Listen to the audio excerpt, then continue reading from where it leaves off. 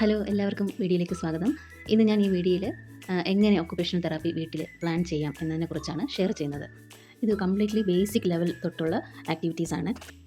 കുഞ്ഞ് മക്കളാണെങ്കിലോ അല്ലെങ്കിൽ ഇപ്പോഴായിട്ട് autism diagnose ആയെന്ന് അറിഞ്ഞ കുട്ടികളാണെങ്കിലോ നമുക്ക് വീട്ടിൽ തന്നെ അവരെ ആക്ടിവിറ്റി ചെയ്യിപ്പിച്ച് അറ്റൻഷനും ഫോക്കസും സ്പീച്ച് ലെവൽ വരെ കൊണ്ടുവരാൻ സാധിക്കുന്നതാണ്. ഈ ആക്ടിവിറ്റി കൊണ്ട് ഫൈൻ മോട്ടോർ സ്കിൽസ് ഡെവലപ്പ് ആവുകയും കുട്ടികൾക്ക് അറ്റൻഷനും ഫോക്കസും കൂട്ടുകയും ചെയ്യുന്നതാണ് ഈ ആക്ടിവിറ്റി. അപ്പോൾ നമുക്ക് ഈ ആക്ടിവിറ്റി എങ്ങനെ ചെയ്യാമെന്ന് നോക്കാം.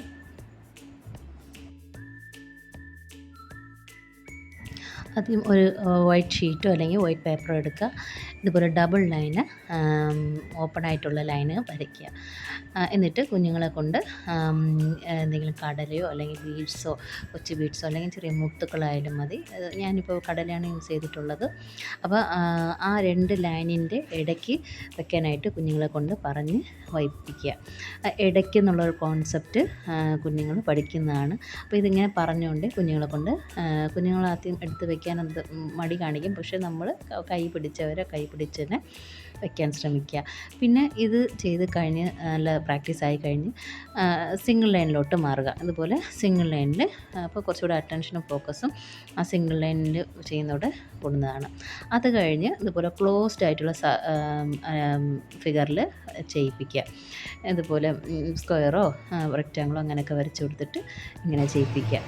ഇനി അത് കഴിഞ്ഞ് നമുക്കിതുപോലെ വരച്ച് കൊടുത്തിട്ട് ആപ്പിളിൻ്റെ ഷേപ്പിൽ കുഞ്ഞുങ്ങളെ കൊണ്ട് ചെയ്യിപ്പിക്കുക. അപ്പോൾ ഓരോ ആൽഫബറ്റ് വെച്ച് ആപ്പിൾ എയിലാണ് തുടങ്ങുന്നത്. ആ ഒരു കോൺസെപ്റ്റ് കുഞ്ഞുങ്ങൾക്ക് ഉണ്ടാകുന്നതാണ്. A ഫോർ ആപ്പിൾ, അങ്ങനെ ഒരു കോൺസെപ്റ്റ് കിട്ടുന്നതാണ്. അപ്പോൾ ഇവിടെ അറ്റൻഷൻ ആക്ടിവിറ്റി നടക്കുന്നു, അത് കൂടെ ലേണിങ്ങും നടക്കുന്നുണ്ട്. പിന്നെ ഓരോ ആക്ടിവിറ്റിയും ഒരു 10-20 ദിവസം എങ്കിലും ചെയ്തിട്ട് അത് കഴിഞ്ഞിട്ട് വേണം നെക്സ്റ്റ് ലെവലിലോട്ട് പോകാനുള്ളത്. എന്നുവെച്ചാൽ എല്ലാം ഒരുമിച്ച് ഞാനിപ്പോൾ പറഞ്ഞ എല്ലാം ഒരുമിച്ച് ചെയ്യരുത്, കുഞ്ഞുങ്ങൾക്കത് പറ്റത്തില്ല. ഇനി നെക്സ്റ്റ് ആക്ടിവിറ്റി എന്ന് പറയുന്നത് സെൻസറി ആക്ടിവിറ്റിയാണ്. അപ്പോൾ ഞാനിവിടെ റവയാണ് എടുത്തിട്ടുള്ളത്. നിങ്ങൾക്ക് ഏത് വേണമെങ്കിലും എടുക്കാം. ആട്ടയോ റവയോ അല്ലെങ്കിൽ അരിയോ, അങ്ങനെ ഓരോ പ്രത്യേകം തരം ടെക്സ്ചേഴ്സ് കുഞ്ഞുങ്ങളെ എങ്ങനെയാണെന്ന് ഫീൽ ചെയ്യിപ്പിക്കണം. ഇവിടെ ഞാൻ റവയാണ് എടുത്തിട്ടുള്ളത്. റവയിൽ കുറച്ച് കൂടുതൽ സാധനങ്ങൾ അതിനകത്ത് ഒളിപ്പിച്ച് വെച്ചിട്ടുണ്ട്. അപ്പോൾ കുഞ്ഞിനെ കൊണ്ട് അത് എടുക്കാൻ വേണ്ടി ട്രഷർ ഹണ്ട് പോലെ കുഞ്ഞുങ്ങളെ കൊണ്ട് ഓരോന്ന് അതിലുള്ള സാധനങ്ങൾ എടുക്കാൻ വേണ്ടി പറയുന്നത്. പിന്നെ കോയിൻസും ബീഡ്സ്, അങ്ങനെയൊക്കെ ക്രയോൺസ്, അങ്ങനെയൊക്കെ ഒരുപാട് സാധനങ്ങൾ ഇട്ടിട്ടുണ്ട്. അപ്പോൾ അതെല്ലാം ഓരോന്ന് പറഞ്ഞ് ഇത് കോയിൻസ് എടുക്കുമ്പോൾ അത് കോയിൻസ് അല്ലേ എന്ന് പറഞ്ഞ് ബീഡ്സ് ഇത് ബീഡ്സ് ആണല്ലോ, എന്താണെന്ന് നോക്കിയെടുക്കാൻ നമുക്കെന്ന് പറഞ്ഞ് ആ ഒരു കളിക്കുന്ന രീതിയിൽ കുഞ്ഞിനെ ബോറടിപ്പിക്കാത്ത രീതിയിൽ പറഞ്ഞ് ചെയ്യും. കുഞ്ഞ് ഇൻട്രസ്റ്റ് ആയിട്ട് അത് ചെയ്യും. വലിയ ഒബ്ജക്റ്റൊക്കെ എടുത്ത് കഴിയുമ്പം നമ്മളത് കഴിഞ്ഞ് അടുത്ത ലെവൽ എന്ന് പറഞ്ഞാൽ ചെറിയ ഒബ്ജക്റ്റ് എന്ന് വെച്ചാൽ അതുപോലെ ഞാനിപ്പോൾ അതിനകത്ത് പയർ ഇട്ടിട്ടുണ്ട്. അപ്പോൾ പയർ അതിനെ നുള്ളി എടുക്കാൻ പറയുക. അപ്പോൾ അത് ഇങ്ങനെ നുള്ളി എടുക്കുമ്പം ആ ഫൈൻ മസിൽസും പെൻസിൽ ഗ്രിപ്പൊക്കെ നന്നായിട്ട് ആ ആക്ടിവിറ്റി ചെയ്യുമ്പം ഉണ്ടാകുന്നതാണ്. അപ്പം ഈ റവയ്ക്കകത്തുള്ള ഈ പയറിനെ സോർട്ട് ഔട്ട് ചെയ്യാനായിട്ട് കുഞ്ഞിനെ പറഞ്ഞു കൊടുക്കുക.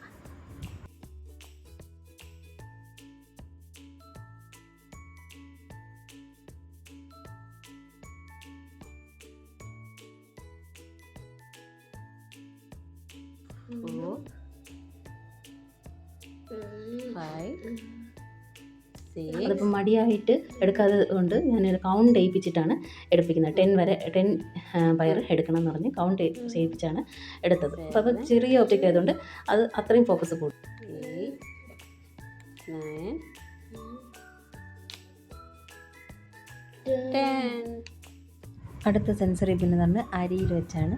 അപ്പോൾ ഈ അരി ഇങ്ങനെ മുറുകെ ഇങ്ങനെ കുഞ്ഞുങ്ങളെ കൊണ്ട് കൈ വെച്ച് വാരി എടുപ്പിക്കുന്നത് ഈ കൈയുടെ ആക്ഷനൊക്കെ കുറേയൊക്കെ സഹായിക്കുന്നതാണ്. പിന്നെ ഇങ്ങനെ അരിയിൽ കുറച്ച് വലിയ ഒബ്ജക്റ്റ്, അതായിട്ട് കടലയോ, ഇപ്പം ഞാൻ ഇവിടെ രാജ്മയാണ് എടുത്തിട്ടുള്ളത്, അത് കുഞ്ഞിനെ കൊണ്ട് തിരഞ്ഞ് പെറുക്കിയെടുക്കാനായിട്ട് പറഞ്ഞു കൊടുക്കുക. അപ്പോൾ ഇതൊക്കെ ഫൈൻ മസിൽസ് ആക്ടിവിറ്റിയാണ്. ഇതൊരു നല്ലൊരു ആക്ടിവിറ്റിയാണ്. സ്പൂൺ ഫീഡിങ്ങിനും അതുപോലെ തന്നെ പെൻസിൽ ഗ്രിപ്പും ഈ സ്മോൾ മസിൽസിൻ്റെയൊക്കെ സ്ട്രെങ്തനിങ് കൂട്ടാൻ പറ്റിയ നല്ലൊരു ആക്ടിവിറ്റിയാണ്.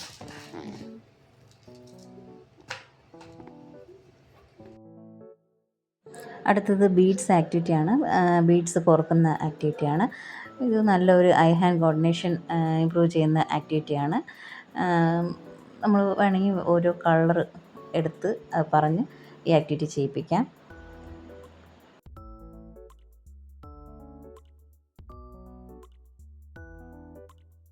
അടുത്ത ആക്ടിവിറ്റി എന്ന് പറയുന്നത് ഗ്രോസ് മോട്ടോർ ആക്ടിവിറ്റിയാണ്.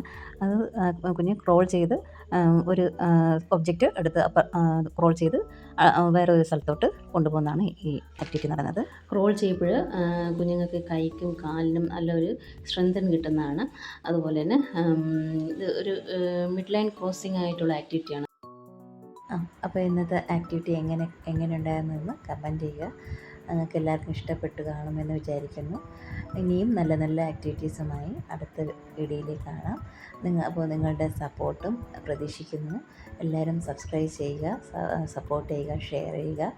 അപ്പോൾ ഇനി അടുത്ത വീഡിയോയിൽ കാണാം. നന്ദി, നമസ്കാരം. Thank you.